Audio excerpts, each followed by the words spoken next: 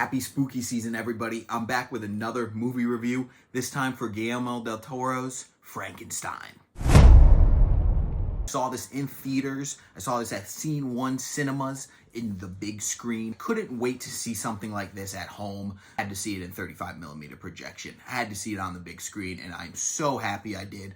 Please go see it for the limited time. It's in theaters before it is actually on Netflix, because this is a stunning, stunning movie. I said this in my Letterboxd review, but it's truly a magnificent visual feast. The whole time you'll be looking around as if you're in a museum, just waiting to see the next scene. It's a world you want to exist in. Now, do you want to exist in a world with Frankenstein? No, not really, but damn does he make you want to, because of how beautiful this world is and how beautifully it's crafted, the richness of the costume design, everybody in the visual department, Guillermo's vision, you can tell it was so perfectly executed here. That's what you get when you have such a seasoned veteran director directing Frankenstein with such a singular vision, is you get this beautiful sprawling world, and I think that's executed so well. With the visual world, you actually have to watch the acting on screen, and it's excellent here.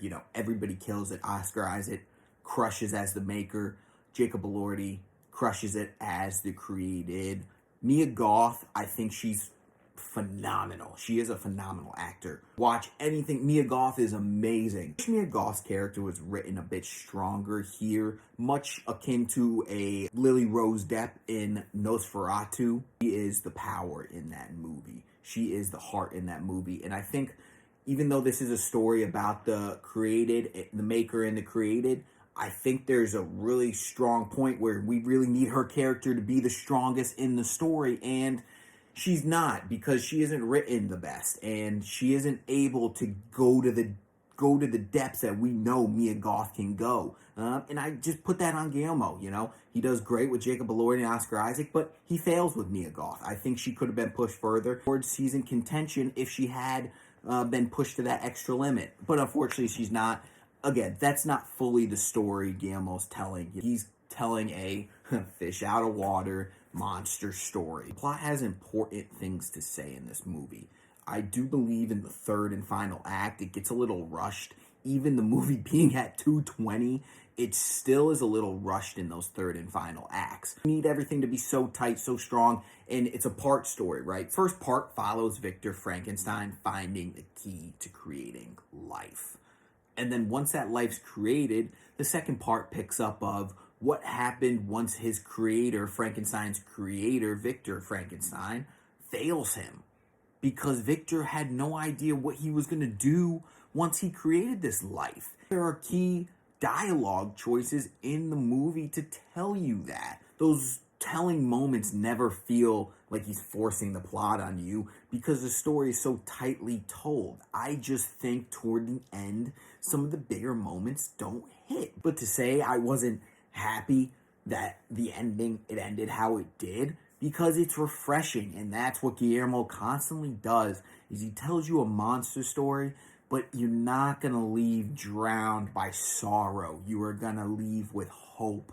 Hope in stories needs to be kind of told sometimes, and yes, the darker, sadder endings do hit us harder, but these hopeful endings, these hopeful stories, they need to be told in cinema. I'm happy it wasn't that sad, brutal ending. The ending left you with hope. And that's what we needed at the end of this story. Giving Frankenstein the chance to live. If you are going to be alive for the rest of your life, why not do the one thing you can do, and that is live?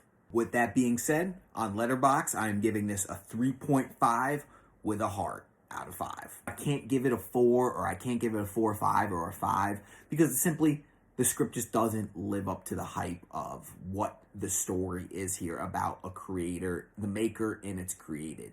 And I think while there's many moments of greatness and many moments of two people having dialogue, and it's really explaining the plot, but it's not, punching you over the head with it, because that moment in dialogue is so powerful.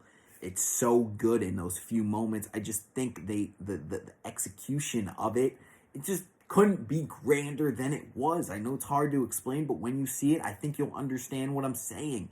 It couldn't reach that momentous moment at the end. But it's a 3.5 heart on Letterboxd. It is going to be just outside the top 10 of my 2025 rankings list. Go on my Letterboxd on ICBox right now to see where I ranked it at number 11. See what's ahead of it. Right ahead of it is weapons. I know that. So just go check out my list. Tell me what you think. Shoot in the comments what's your top 10 for 2025. I can't wait to see what you guys got. And big news, I've got a Sinners review coming on Halloween. That will be my Halloween special for you guys. I'm going to see it again in 70 millimeter in New York City. Can't freaking wait for that. So I hope you stay tuned, subscribe to the channel, like this review, and more coming your way for spooky season, guys. Thank you for joining my review. Follow me on Letterboxd. Talk to you soon.